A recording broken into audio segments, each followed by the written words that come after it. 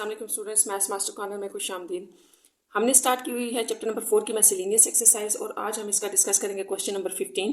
तो ये भी आपके पास है, find the highest common factor of the following, यानी कि HCF आपने फाइंड आउट करना है। ठीक है, हाईएस्ट कॉमन फैक्टर है। तो यहाँ पर आपको यहाँ दो एक्सप्रेशंस दिए गए हैं और यहाँ पर भी। तो इनको देखते हैं कि HCF आपने कैसे फाइंड आउट करना है।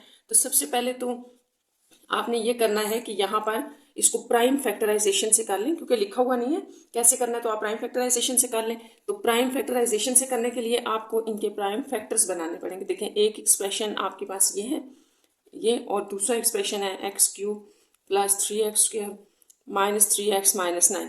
तो दोनों एक्सप्रेशंस के हम प्राइम फैक्टर्स फाइंड आउट करते हैं। तो सबसे पहला जो एक्सप्रेशन है आपके पास, ये, इससे स्टार्ट करते हैं। तो पॉइंट्स आपने याद रखने हैं जो मैं हर दफ़ा आपको बताती हूँ फैक्टराइजेशन में, वो ये है कि जब भी आपने फैक्टराइजेशन करनी है तो कॉमन देखने होते हैं। जब भी आपके पास सिर्फ 2 वैल्यूज़ या 3 वैल्यूज़ होती हैं एक एक्सप्रेशन के अंदर, तो आप कॉमन चेक किया करें तीनों में से या दोनों में से। जब 4 वैल्यूज़ होती है तो 2 का पेयर करके कॉमन चेक किया करें। जैसे यहाँ पर हम इन दोनों में देखते हैं कि क्या हमारे पास कॉमन है। तो यहाँ पर x² कॉमन आ रहा है ना, यहाँ x प्लस 3 रह जाएगा। यहाँ आप -8 कॉमन ले लें तो x प्लस 3, यहाँ पर भी x प्लस 3 रह जाएगा। ठीक है, आपने याद रखना है जब भी आप नेगेटिव साइन बाहर लेंगे तो अंदर जितने भी साइन होंगे, जैसे ये 2 वैल्यूज़ हैं तो इनके साथ, दोनों के साथ साइन पीछे जो इनकी बैक पे हैं वो चेंज हो जाएंगे। इसके पीछे माइनस है, इसके पीछे भी माइनस है, तो दोनों के पीछे हमने प्लस लगा दिया। अब आपके पास प्राइम फैक्टराइजेशन जब आप कर रहे होते हैं तो ये आपके पास जो है कॉमन जो है वो सेम होना चाहिए दोनों में। ये आप कॉमन ले लें, अंदर x² -8 रह गया। तो ये आपने फर्स्ट एक्सप्रेशन को फैक्टराइज कर दिया। अब हम सेकेंड एक्सप्रेशन यहाँ लिख लेते हैं, x³ plus 3x² minus 3x minus 9। तो ये भी आपके पास 4 वैल्यूज़ हैं और जैसे कि मैंने आपको बताया ना, 4 वैल्यूज़ में आप 2 के पेयर में चेक किया करें। तो यहाँ पर x² कॉमन x प्लस 3 रह जाएगा, यहाँ -3 कॉमन x प्लस 3, ये भी x प्लस 3 रह गया। तो ये दोनों में सेम है, x प्लस 3 को आप बाहर ले लें, अंदर x² -3 रह जाएगा। तो ये दूसरा एक्सप्रेशन भी फैक्टराइज हो गया है और दोनों एक्सप्रेशन में जो है वो फर्दर फैक्टराइजेशन नहीं हो सकती। यहाँ हम अगर दोनों लिख लें ना, दोनों एक्सप्रेशंस की फैक्टराइज्ड फॉर्म यहाँ आप लिखें ताकि कॉमन पता चल जाए। वहाँ से भी आप ले सकते हैं या आप पर हैं, मैंने यहाँ 2 लिख दिए हैं क्योंकि हम हाईएस्ट कॉमन फैक्टर देख रहे हैं जो कि कॉमन होने चाहिए दोनों में। ठीक है, कॉमन फैक्टर्स को ही हाईएस्ट कॉमन फैक्टर कहते हैं। तो ये दोनों इनमें कॉमन है, x प्लस 3। तो यही आपका HCF भी है। नेक्स्ट आपके पास क्वेश्चन नंबर 15 का जो सेकेंड पार्ट है वो देखते हैं हम। सेकेंड पार्ट में भी आपको 2 एक्सप्रेशंस दिए गए हैं। अच्छा, ये क्वेश्चन नंबर 5 का सेकेंड पार्ट है आपके पास। तो जैसा कि हमने फर्स्ट पार्ट में फैक्टराइजेशन की थी, prime factorization, HCF find out करने के लिए आपने स्टूडेंट्स याद रखना है कि अगर ना लिखा हो ना कि आपने प्राइम फैक्टराइजेशन करनी है या डिवीजन, तो आप जो मर्जी मेथड अप्लाई कर लें।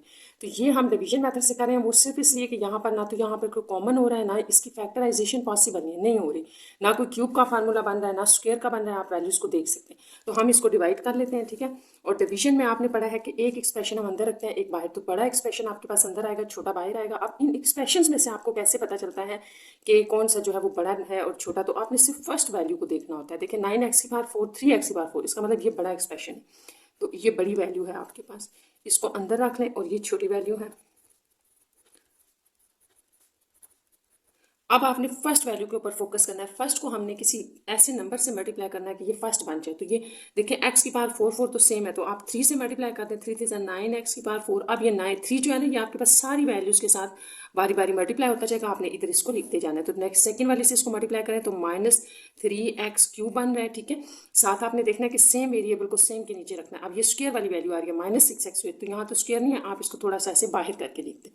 फिर यहाँ पर -3x, ये x के नीचे आ जाएगी और -3 कांस्टेंट के नीचे आएगा। ठीक है, ये साइन चेंज करें तो ये कैंसिल हो जाएगा, ये भी कैंसिल हो जाएगा। अब आपके पास जो रह गया है वो है ये। सबसे पहले आप स्क्वायर वाली टर्म लिखेंगे। ठीक है, स्क्वायर वाली टर्म सबसे पहले आएगी, ये लिख लें। इसके बाद ये यहाँ पर थोड़ा सा ठीक करना स्टूडेंट्स, ये 3 3 9 था, सॉरी, ये मैंने बाय मिस्टेक लिख दिया, ये कैंसिल नहीं हो रहा, 9 है।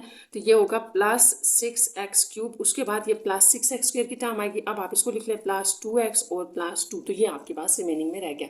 अब यहाँ से जो चीज़ कॉमन है वो भी आपने ले लेनी है। 2 3 हो जाएगा, 2 कॉमन लिया है, 3x² + x + 1। तो ये आपने याद रखना है कि जब हम लॉन्ग डिवीजन कर रहे होते हैं HCF के लिए, तो हमारे पास जो चीज़ें कॉमन आ रही होती हैं, माइनस साइन कॉमन है या कोई नंबर कॉमन है, वो आपने ले लेना है और ये निगलेक्ट हो जाता है, ठीक है।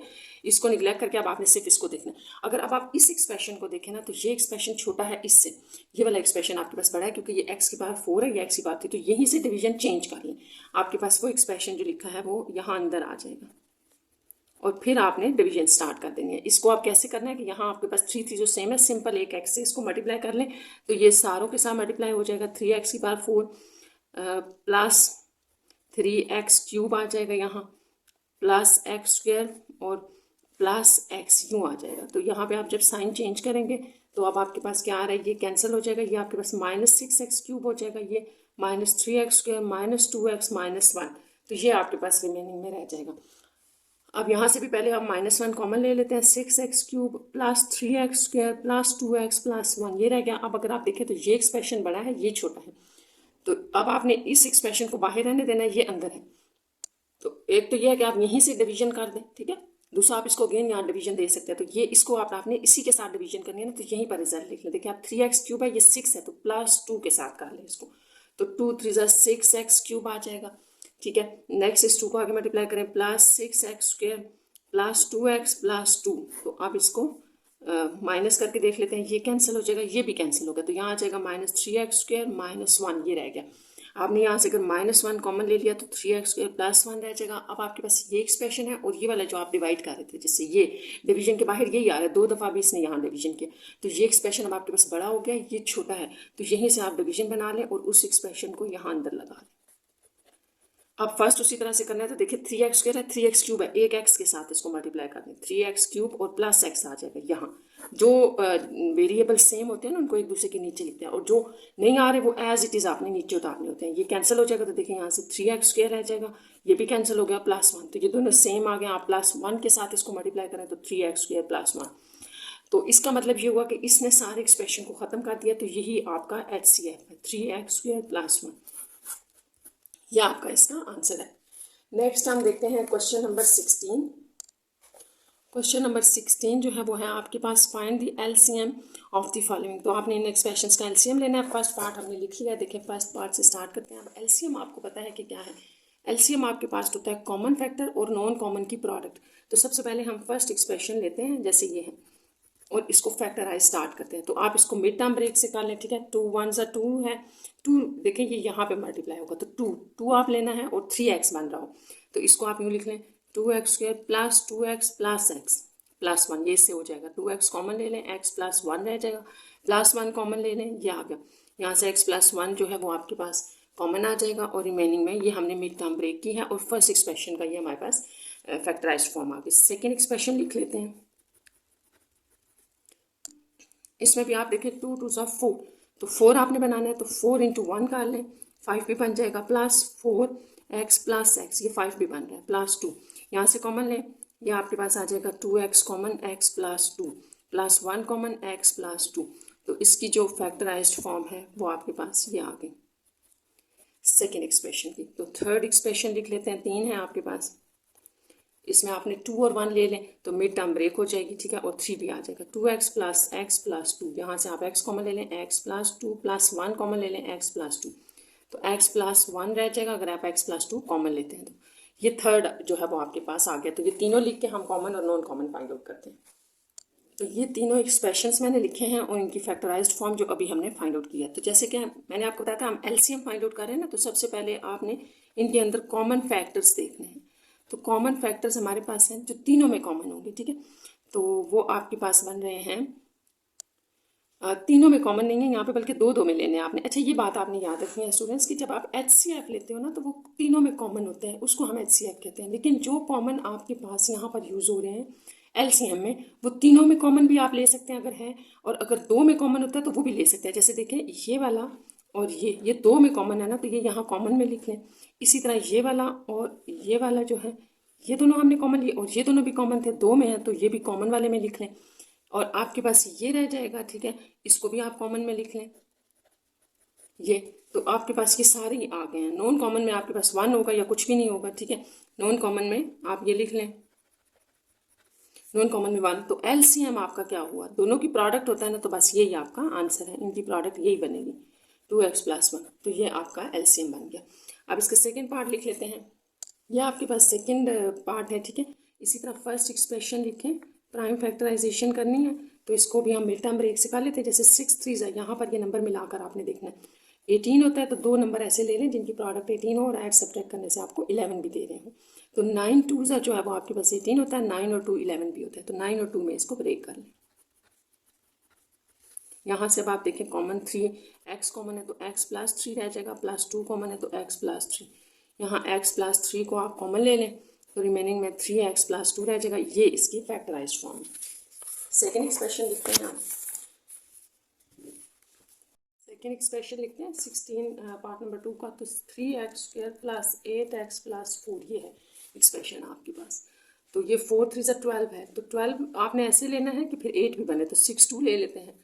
तो ये ब्रेक जो है वो 6x + 2x + 4 पे होगा। यहाँ 3x कॉमन ले लें तो x + 2 रह जाएगा, +2 कॉमन ले लें x + 2 रह जाएगा ये भी। तो अब आपके पास यहाँ पर x + 2 जो है वो कॉमन लेने से 3x + 2 आ जाएगा। ये फैक्टराइज्ड फॉर्म होगी। थर्ड जो है वो इसका लिख लेते हैं, ये है एक्सप्रेशन आपके पास। ये यहाँ 6 आपने बनाना है क्योंकि 6 1 6 है, तो 6 और 3 2 6 होता है और 3 और 2 5 होता है। आप एक 3 और 2 का बना सकते हैं, एक 5 और 1 का भी बना सकते हैं। नहीं सॉरी 6 और 1 का, 6 में से 1 माइनस करने से 5 आ जाएगा।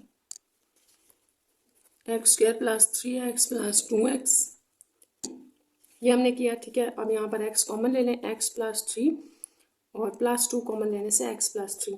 तो यहाँ पर आपके पास आ जाएगा x + 3 कॉमन, तो x + 2। ये थर्ड का भी फैक्टराइज्ड फॉर्म है। अब हम तीनों यहाँ पे लिख लेते हैं एक्सप्रेशंस।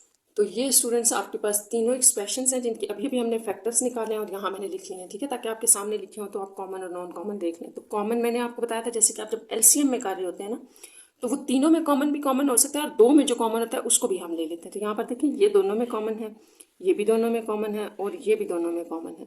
तो आपके पास यहाँ पर कॉमन में ये आ जाएगा,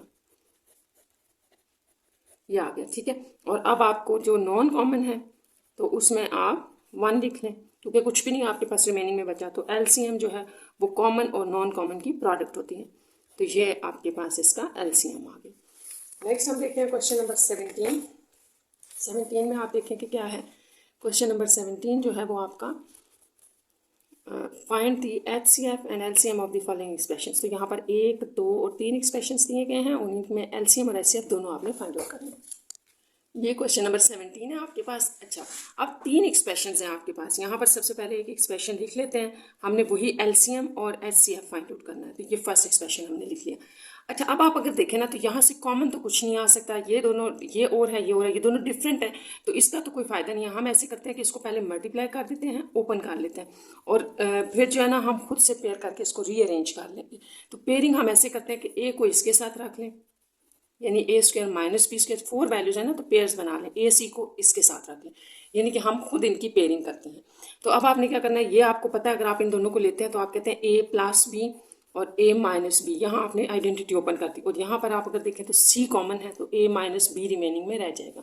अब अगर आप देखें तो दोनों में हमें एक चीज़ कॉमन नजर आ रही है, वो a - b है, तो a - b बाहर चला गया, अंदर रह जाएगा a + b यहाँ पर और +c। तो ये इसकी फैक्टराइज्ड फॉर्म है। सेकेंड एक्सप्रेशन भी हम देख लेते हैं क्या है।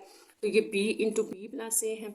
अच्छा, ये भी बिल्कुल उसी तरह से है c + a, यानी कि यहाँ पर भी हमें कुछ कॉमन नज़र नहीं आ रहा, तो हम इसको पहले ओपन कर लेते हैं। b² + ab -c² - ca।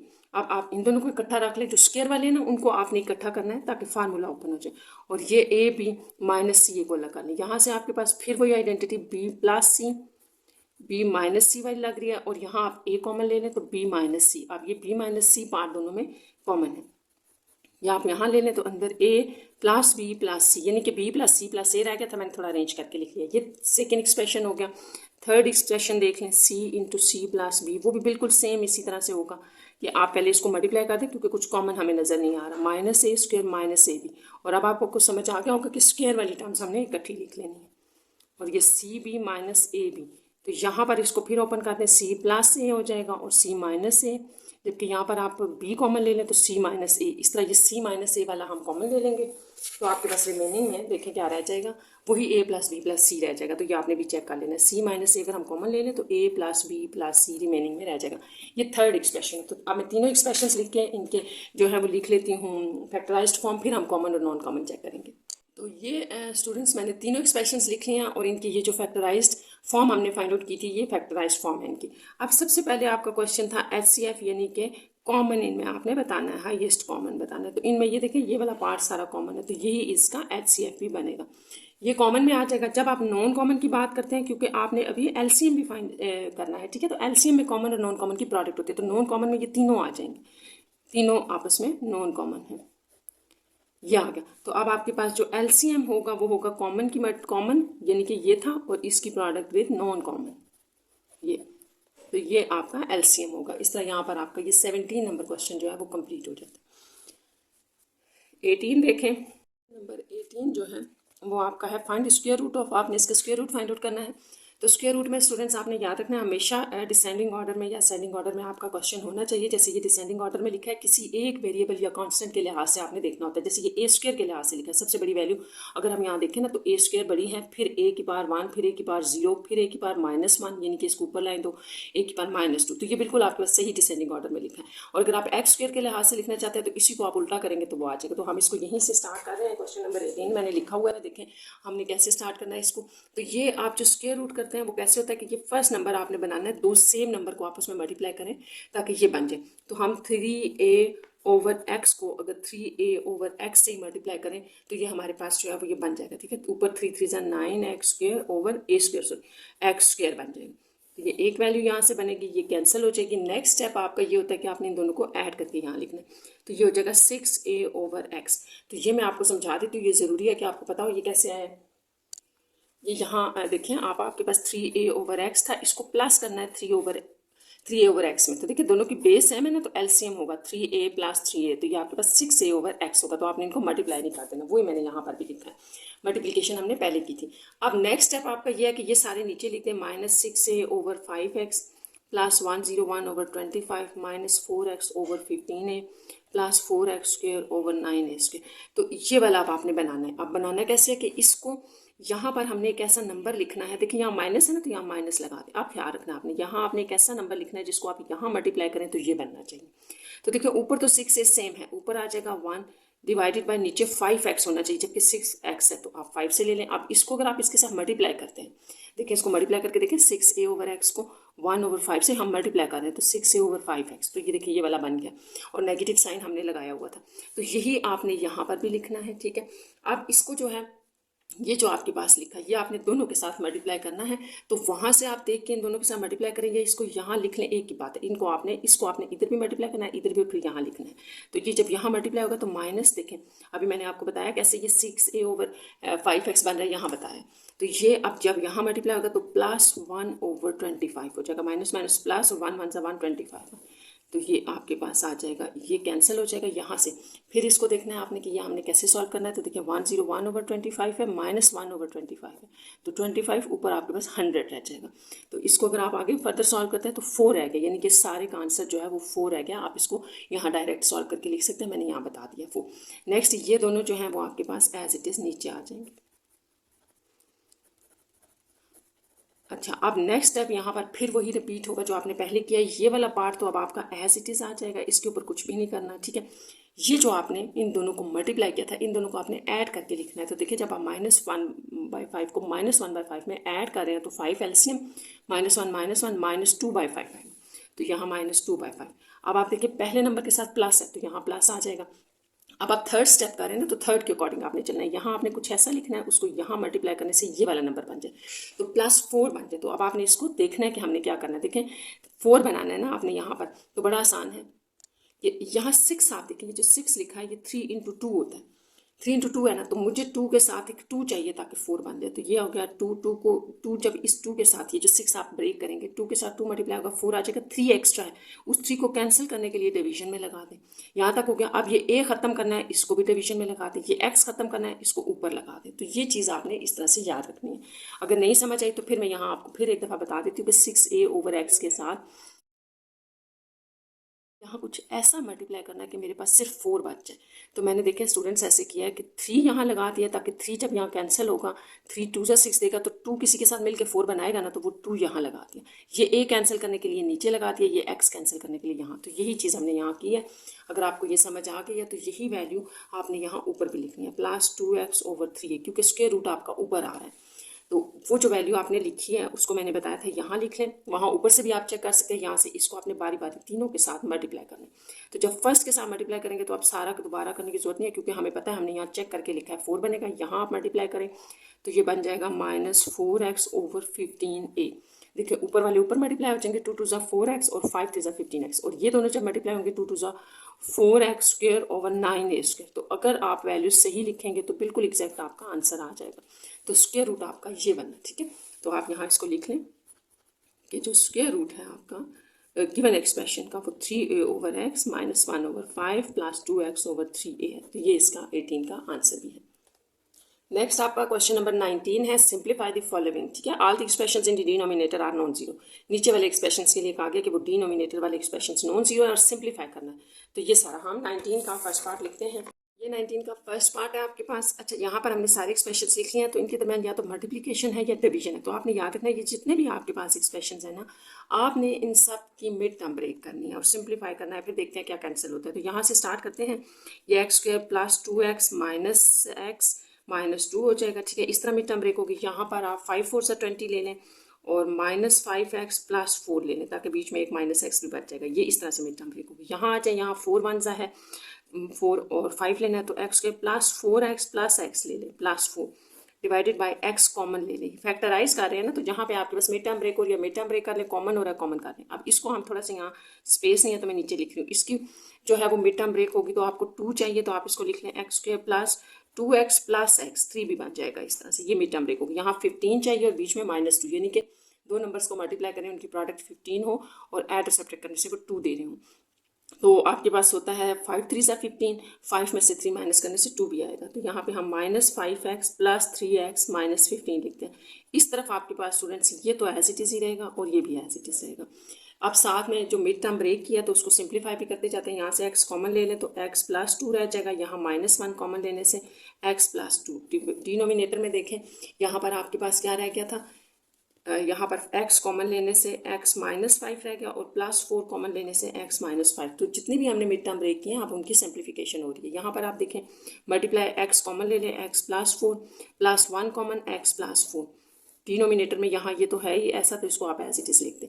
और ये जो ये वाला पार्ट है इसको हम यहीं नीचे सॉल्व करें। यहाँ पर आप x कॉमन ले लें तो x +2 रह जाएगा। यहाँ +1 कॉमन लेने से x +2 आ गया। अब यहाँ पर देखें तो x डिनोमिनेटर में x कॉमन लेने से x -5 +3 कॉमन लेने से x -5 आ जाएगा यहाँ पर।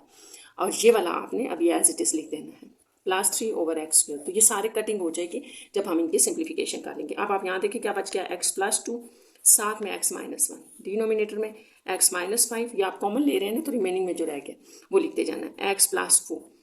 नेक्स्ट यहाँ पर आप देखें तो x +4 कॉमन, x +1 रह जाएगा। यहाँ डिनोमिनेटर में x × x -1, इसको भी साथ रखें डिवीजन वाले को, तो ये आ जाएगा x +2 कॉमन, यहाँ पर x +1 रह जाएगा और ये x -5 कॉमन आ जाएगा, तो x +3 ये आपके पास ऐसे ही रह जाएगा। तो अब आई है बारी के हम कैंसिलेशन करते हैं। तो आप देखें ये और ये कैंसिल हो जाएंगे क्योंकि सेम है, ये और ये कैंसिल हो जाएंगे। तो आप यहाँ देखिए रिमेनिंग में आपके पास यहाँ पर क्या रह गया, ये रह गया x +2, ठीक है। ऊपर वाले ऊपर मल्टीप्लाई, नीचे वाले नीचे, तो इसके साथ ये मल्टीप्लाई हो जाएगा और डिनोमिनेटर में आपके पास रह गया x × x -5। तो ये फर्स्ट पार्ट का रिमेनिंग है। अब यहाँ पर डिवीजन ही रहने थे, देख लेते हैं यहाँ क्या बच जाता है, फिर हम आगे चलते हैं। देखें ये अंदर मल्टीप्लाई हो रहे हैं तो ये और ये कैंसिल हो रहा है। डिवीजन का साइन अभी हमने चेंज नहीं किया, तो आपके पास यहाँ रिमेनिंग में रह जाएगा x +2 ऊपर x +1, जबकि डिनोमिनेटर में रह जाएगा x² × x -5। तो अब हम जो नेक्स्ट स्टेप में करेंगे वो ये करेंगे कि ये डिवीजन जो है वो आपकी मल्टीप्लिकेशन में चेंज होगी और ये उल्टा हो जाएगा। फिर देखते हैं कि यहाँ पर हमारे पास क्या रह जाएगा। तो इसको भी आप यहाँ पर लिख लें, यहीं से देख के हम लिखेंगे। देखें आपके पास ये वैल्यू थी, ये मैं लिख रही हूँ पहले, तो ये आ जाएगा x plus 2 into x plus 1, denominator में x इंटू एक्स माइनस 5। ये डिवीजन अब आपकी मल्टीप्लिकेशन में चेंज होगी और ये नीचे वाला ऊपर हो जाएगा, x square into x minus 5, denominator में आ जाएगा न्यूमिरेटर ये आ जाएगा। तो बस अब आप इसकी लास्ट जो है वो कैंसिलेशन कर लें। देखिए ये और ये कैंसिल, ये और ये कैंसिल, यहाँ से एक x कैंसिल, तो ऊपर आपके पास सिर्फ एक x रह गया, जबकि डिनोमिनेटर में आपके पास 1 है। तो ये इसका आंसर है 19 के 1 का। साथ ही इसका सेकंड पार्ट हम देखते हैं। सेकंड पार्ट है, ये मैंने इसका सेकंड पार्ट लिख लिया है। अच्छा, आपने यहाँ पर देखना है एक चीज़ कि ये जितने भी एक्सप्रेशंस हैं इनके दरम्यान या एडिशन है या सब्ट्रैक्शन है, तो इसका मतलब ये हुआ कि यहाँ आप एलसीएम लेंगे। अब एलसीएम कैसे लेते हैं, चलें इसको थोड़ा सा मैं दोबारा लिखती हूँ ताकि आपको एलसीएम समझाने में आसानी हो जाए। तो एलसीएम जब आप नंबर्स का लेते हैं तो वो तो आप निकाल लेते हैं, लेकिन ये आपके पास डिनोमिनेटर में नंबर्स नहीं है बल्कि वेरिएबल्स के साथ एक्सप्रेशंस है। तो ये बड़ा इंपॉर्टेंट है कि आप एलसीएम कैसे लेंगे। तो आपने याद रखना है कि सिर्फ आपने डिनोमिनेटर के ऊपर फोकस करना है, जो भी नीचे है उसके ऊपर फोकस करें, ठीक है। जितने भी टर्म्स हैं यहाँ पे, जितनी भी वैल्यूज़ होंगी, सबके डिनोमिनेटर में आपने देखना है। जितनी भी वैल्यूज़ डिफरेंट है उनकी प्रोडक्ट एलसीएम है। देखिए अगर यहाँ से मैं x प्लस 1 ले लूँ, ये वाला, तो ये वाला एक दफ़ा हो चुका है, आप दोबारा नहीं लिखेंगे। नेक्स्ट आप x प्लस 2 ले लें, इधर आप आए ये दोनों हो चुके हैं तो x प्लस 3 ले लें। तो इसका मतलब ये कि एलसीएम जो आपने इनमें लिखना है वो इस तरह से लिखना है कि जितने भी डिफरेंट है उनकी प्रोडक्ट। ये करने के बाद जो नेक्स्ट स्टेप आपका होता है वो ये होता है कि आपने एक एक एक्सप्रेशन को चेक करना है, एक एक को पहले इसको चेक करना है। इसकी डिनोमिनेटर में आपने देखना है कि ये एलसीएम जैसा है, एग्जैक्टली बना हुआ है कि नहीं है। तो जो वैल्यूज़ मिसिंग होती हैं वो आपने ऊपर लिखते जाना है। जैसे देखें x प्लस 1 है, तो x प्लस 1 तो यहाँ है, ये दोनों टर्म्स नहीं है, तो ये दोनों इसके ऊपर मल्टीप्लिकेशन में ऐसे आपस में मल्टीप्लाई होकर आ जाएगी। तो ये फर्स्ट एक्सप्रेशन का जो है वो एलसीएम कंप्लीट हो गया। आप नेक्स्ट आ जाए माइनस, माइनस के बाद अब यहाँ क्या मल्टीप्लाई होगा, उसी तरह से आपने डिनोमिनेटर को देखना है कि डिनोमिनेटर में और एलसीएम में क्या फ़र्क आ रहा है। तो x प्लस 1 भी है, x प्लस 2 भी है, सिर्फ x प्लस 3 मिसिंग है, तो x प्लस 3 ऊपर चला जाएगा। नेक्स्ट आप लास्ट में आ जाए तो ये तीनों यहाँ पर मौजूद है, तो वो 1 ही रहेगा, कोई चीज़ ऊपर मल्टीप्लाई नहीं होगी। अगर आपको ये समझ आ गया तो बड़ा आसान हो जाएगा एलसीएम निकालना। अब इनको मल्टीप्लाई करना है तो x को पहले x प्लस 3 से मल्टीप्लाई करें, फिर 2 को भी x प्लस 3 से। यहाँ पर तो कोई मल्टीप्लिकेशन नहीं है, सिंपल माइनस अंदर अप्लाई करना था प्लस 1, और डिनोमिनेटर वाली वैल्यू आपके पास एज इट इज आ जाएगी। अब ये हम प्रोडक्ट फाइंड आउट कर लेते हैं। तो ये होगा x square plus 3x plus 2x plus 6, सबको ओपन करके लिख के फिर आपने इनको सॉल्व भी करना है। तो ये डिनोमिनेटर इसका एज इट इज। अब ये सॉल्व करेंगे हम, तो देखिए ये एक्स स्क्वायर है, चलिए मैं यहाँ लिख देती हूँ फिर आगे रिपीट कर दूँगी। ये एक्स स्क्वायर आ जाएगा, देखिए ये एक्स और ये एक्स, तो 3 और 2 5x में से एक एक्स निकाल दें, प्लस 4x रह जाएगा ऊपर, 6 प्लस 1 हो जाएगा 7, और 7 में से -3 करने से प्लस 4। तो डिवाइडेड में ये वाली वैल्यू एज इट इज़ आ जाएगी। तो इसको हम लिख लेते हैं, फिर मैं आपको बताती हूँ क्या करना है हमने। तो हमारे पास यहाँ जो आ रहा है रिमेनिंग में बचा था, मैं वो अगेन लिख लेती हूँ। X square plus 4x plus 4 था, और डिनोमिनेटर में आपके पास ये था। तो इसको अब आपने चेक करना है, जो ऊपर वाला है क्या वो मिड टर्म से सॉल्व हो रहा है। अगर वो हो रहा है या फार्मूला क्लोज हो रहा है, कुछ हो रही है फैक्टराइजेशन, तो इसकी ज़रूर करें क्योंकि फिर वो कैंसिल हो जाएगा। तो यहाँ मिड टर्म ब्रेक ही कर लेते हैं। देखें प्लस 2x प्लस 2x, मैंने इसको ब्रेक कर लिया, ये आ गया। अब यहाँ से कॉमन लें x, तो x प्लस 2 रह जाएगा, प्लस 2 कॉमन लेने से x प्लस 2। यहाँ से ये फार्मूला भी क्लोज हो रहा था, जो आपको समझ आती है कर लें, मिड टर्म समझ आ रहा है वो कर लें, फार्मूला क्लोज करना आ रहा है वो कर लें। यहाँ क्या है, इसके बाद यहाँ x प्लस 2 और x प्लस 2 हो जाएगा, डिनोमिनेटर में आपके पास ये है, तो ये और ये भी कैंसिल हो गए। तो आपके पास जो रिमेनिंग में सिंप्लीफिकेशन के बाद रह जाएगा वो ये है, और ये आपका इसका आंसर भी है। यहाँ पर ये कंप्लीट हो गया। क्वेश्चन नंबर 20 देखें, find the value of a and b if ये given expression is a perfect square. तो यहाँ पर आपने स्टूडेंट्स ये आपको गिवन है कि अगर ये आपको जो गिवन एक्सप्रेशन है एक परफेक्ट स्क्वायर हो, तो आपने यहाँ पे जो कॉन्स्टेंट्स हैं ये भी उनकी वैल्यूज फाइंड आउट करनी है। तो इसको स्टार्ट करते हैं। अच्छा, अब आपने ना यहाँ पर इसको स्क्वायर रूट जिस तरह से हम फाइंड आउट करते थे, तो वही मेथड यहाँ पे अप्लाई करना है। तो हमारे पास कॉन्स्टेंट्स की वैल्यूज आ जाएंगी। पहले क्वेश्चन लिख लेते हैं। आपका क्वेश्चन है plus bx square minus 4x plus 4।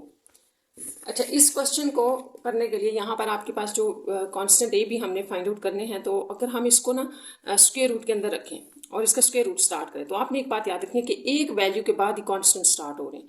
तो यही तो हमने फाइंड आउट करने हैं। तो इनको फाइंड आउट करने के लिए ये हमारे पास दो वैल्यूज़ जो हैं वो रिमेनिंग में रह जाएंगी। तो हम इसको थोड़ा सा रीअरेंज करेंगे और इस तरह से कि ये जो है ना आपके पास जो है वो डिसेंडिंग ऑर्डर में लिखा हुआ है एक्स के लिहाज से, तो हम इसको असेंडिंग ऑर्डर में लिखेंगे, यानी कि ऐसे लिखेंगे 4, इसको आप उल्टा कर दें 4 सॉरी ये माइनस था, -4x, फिर ये plus bx² plus ax³ plus x4। तो आप इसको थोड़ा सा इस तरह से कर लें ताकि हमारे पास स्टार्ट में दो वैल्यूज़ आ जाएं जिनको हम ख़त्म कर लें और एक वैल्यू रह जाएगी और फिर कॉन्स्टेंट्स आ जाएंगे, क्योंकि यही तो हमने फाइंड आउट करना है। ये थोड़ा सा आप दूर कर लें इन वैल्यूज़ से ताकि हमारे पास स्टार्टिंग में 2-3 वैल्यूज़ ख़त्म हो जाए। आप देखें अगर हम इसको यहाँ लिखें और आपकी जो स्क्वायर रूट फाइंड आउट करने का तरीका है वो वही है जो हमने पिछले क्वेश्चंस में किया है। तो वो मेथड क्या था कि हमने फर्स्ट नंबर को बनाना है, जैसे 4 है, सेम कोई से दो सेम नंबर लेने हैं जिनको आपस में मल्टीप्लाई करने से फर्स्ट नंबर बनता हो। तो 2 2 4 ले लें, ठीक है, यहाँ प्लस है, साथ ही आप साइन चेंज करेंगे, फर्स्ट काट जाएगा, सिर्फ एक ही वैल्यू, फर्स्ट अटैम्प्ट में हमेशा आपकी फर्स्ट वैल्यू कैंसिल होती है और आती भी फर्स्ट है। अब ये जो दो आपने मल्टीप्लाई करके यहाँ पर लिखे थे इनको ऐड करके यहाँ लिखना है, साथ में ये वाली वैल्यू सारी की सारी आप एज इट इज़ नीचे ले लें, -4x plus bx² plus ax³ plus x4। तो ये रह गया। अच्छा, अब आपका जो नेक्स्ट स्टेप है वो ये है कि आपने यहाँ पर कुछ ऐसी वैल्यू लिखनी है जो इससे मल्टीप्लाई करने से ये आ जाए, यानी कि देखिए यहाँ पे माइनस है ना, तो सबसे पहले यहाँ माइनस लगा दें। अब आप अपने माइंड में रखें यहाँ आपने कोई ऐसी वैल्यू लिखनी है जिसको यहाँ पर मल्टीप्लाई करने से, फर्स्ट के साथ मल्टीप्लाई करने से फर्स्ट वैल्यू आ रही हो। तो देखिए 4 तो है ही, तो x मिसिंग है, हम सिर्फ यहाँ पर x लगा लेते हैं। अब ये जो x आपने लिखा है यही आप यहाँ पर भी लिखेंगे। अच्छा, अब यूँ होता है कि ये जो x है वो दोनों के साथ मल्टीप्लाई करके आपने यहाँ नीचे लिखना है, तो इस x को यहाँ मल्टीप्लाई करें या यहाँ पर लिख लें इसको अगेन से -x और मल्टीप्लाई करना शुरू कर दें। देखिए जब हम यहाँ मल्टीप्लाई करेंगे तो -4x बनेगा, फर्स्ट के साथ मल्टीप्लाई जब यहाँ होगा तो माइनस प्लस x² की ये वैल्यू है तो इसके नीचे आ जाएगा, ठीक है। सेम वेरिएबल को सेम के नीचे रखना है, ये कैंसिल हो जाएगा। ये दोनों देखें कैसे सॉल्व होंगे, ये आपके पास इस तरह से होगा ना, जैसे bx² है और -x² हो रहा है, नीचे वाला साइन लेना है।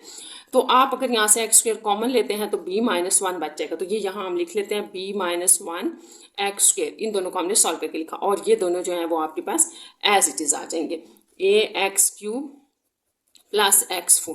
अब नेक्स्ट स्टेप जो था आपका वो ये है कि आपने ये जो नंबर है 4 ये तो आपने एज इट इज़ लिखना है और ये जिन दो को आपने मल्टीप्लाई किया है इनको ऐड करके लिखना है, तो ये -2x हो जाएंगे। अब नेक्स्ट आपने क्या करना है, अब यहाँ पर हमने फिर कोई ऐसा नंबर लेना है जो फर्स्ट 4 के साथ मल्टीप्लाई करने से आपके पास फर्स्ट नंबर बने। करते तो हम यही है कि फर्स्ट नंबर बनना चाहिए, लेकिन यहाँ पर इस केस में आपने स्टूडेंट्स याद रखना है कि हम थोड़ा सा उल्टा स्टार्ट करेंगे, फर्स्ट वाला नहीं बना रहे बल्कि हम अपना एंड वाला नंबर बनाएंगे, क्योंकि इसमें आपकी कॉन्स्टेंट्स इन्वॉल्व हैं a और b और इन्हीं की तो आपने वैल्यूज फाइंड आउट करनी है। इन दोनों को अगर मैं स्किप कर दूं बीच में से तो आपके मतलब इनको छोड़ के आप इस पे फोकस करें तो x4 है तो आपने ये वाला बनाना है। तो इसका मतलब है कि अगर हम x² को प्लस x² के साथ मल्टीप्लाई करें, यानी कि अब आपने फर्स्ट नंबर पे फोकस करने के बजाय इसको फर्स्ट से नहीं देना बल्कि इसको इसी के साथ देना है, लास्ट वाली मल्टीप्लिकेशन देखनी है क्योंकि ये लास्ट नंबर। तो x की पावर x² से देंगे तो x4 आएगा, बाकी फिर आप इनको मल्टीप्लाई करके इनके नीचे लिखेंगे क्योंकि हमने बेसिकली क्या करना है, हमने a और b की वैल्यूज निकालनी। तो अब आप यहाँ से स्टार्ट करें, इसको यहाँ मल्टीप्लाई करेंगे तो आ जाएगा 4x², ठीक है। 4x² मतलब x² के नीचे x² और 4 की जगह कुछ भी हो सकता है क्योंकि यहाँ हमें कुछ पता नहीं है कौन सा कांस्टेंट बन रहा है, क्योंकि b जो है ना आपका यहाँ पर b आपका कुछ भी हो सकता है, कांस्टेंट भी हो सकता है। अच्छा, ये आ गया। नेक्स्ट आपने इसको यहाँ मल्टीप्लाई करना है, नेक्स्ट सेकेंड वैल्यू को करें मल्टीप्लाई, तो ये क्या बन जाएगा -2x³ तो ये भी आपने याद रखना है कि जो है वो x³ के नीचे आ गया और लास्ट में जो हमने बनाया था वो ये है। बस इसके बाद अगर आपको यहाँ तक समझ आ गया तो कोई मसला नहीं होगा। देखिए साइन चेंज करें तो ये लास्ट कैंसिल हो जाएगा और यही एक टर्म इसमें आपने स्टूडेंट्स याद रखना है कि ए बी के अलावा यही एक टर्म एक्स्ट्रा आई थी, इसको हमारा काटना जो है सबसे पहले ज़रूरी था कि ये कटिंग हो जाए। अब ये ए बी तो हम सॉल्व कर लेंगे। अब आप इसको देखें जरा, ये क्या बना b-1 -4, ठीक है, और बाहर हम ले लेते हैं x² और यहाँ पर प्लस a+2 और x³। इसको आप यूँ भी समझ सकते हैं जैसे b-1 x² है ना, तो फिर -4x² था, तो इन दोनों में से हमने x² बेसिकली कॉमन ले लिया तो ये वैल्यू आप, और यहाँ पर भी आपने x³ कॉमन ले लिया तो ये आ गया।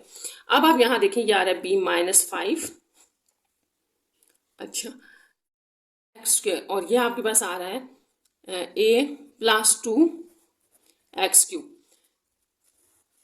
अब आपने यहाँ पर एक ध्यान रखना और वो ये कि ये सारा जो है ये जो आपके पास बचा है इसको हमने थोड़ा सिंप्लीफाई करके लिख लिया। ये आपका रिमाइंडर कहलाता है, ये आपने याद रखना है, ठीक है, ये आपका रिमाइंडर कहलाता है। तो जैसा कि आपको क्वेश्चन में ये गिवन था कि आपका ये जो गिवन एक्सप्रेशन है ये परफेक्ट स्क्वायर है, तो परफेक्ट स्क्वायर में आपको पता है कि जब भी परफेक्ट स्क्वायर होता है तो क्या होता है कि रिमाइंडर जो होता है वो जीरो होना चाहिए, रिमाइंडर आपका जीरो होना चाहिए। तो इसका मतलब कि ये सारा जीरो होना चाहिए। इसमें हम अलग अलग पार्ट, इसको जीरो के इक्वल ले लेते हैं और इसको, ठीक है। तो यहाँ हम लिख लेते हैं for perfect square remainder should be equal to zero, ये जीरो के इक्वल होना चाहिए। तो देखिए जब आप यहाँ पर जीरो के इक्वल लेंगे ना, बी माइनस 5 एक्स स्क्वायर को जीरो के इक्वल लेंगे और यहाँ से a plus 2 x cube equal to zero आएगा। तो आपको पता है ये एक्स स्क्वायर तो जीरो नहीं होगा क्योंकि ये तो वेरिएबल है, this is not equals to zero, तो इसका मतलब b minus 5 equal to zero आएगा। इस तरह b आपका 5 जो है वो आंसर है, ये हो गया। अच्छा, अब आपने यहाँ भी इसी तरह करना है कि x cube is not equals to zero. अगर एक्स क्यूब जीरो के इक्वल नहीं है तो फिर a plus 2 equal to zero होगा, क्योंकि ये वेरिएबल है ना, तो इसको आप जीरो नहीं ले सकते। ये हो गया। अगर ये है तो यहाँ से a माइनस 2 आ जाएगा। तो इस तरह से ये आपके पास a और b की वैल्यूज आएंगी अगर गिवन एक्सप्रेशन के लिए हम ये कहें कि वो परफेक्ट स्क्वायर है। तो इस तरह से ये आपकी मिसलेनियस जो है वो चैप्टर 4 की कंप्लीट हो गई है।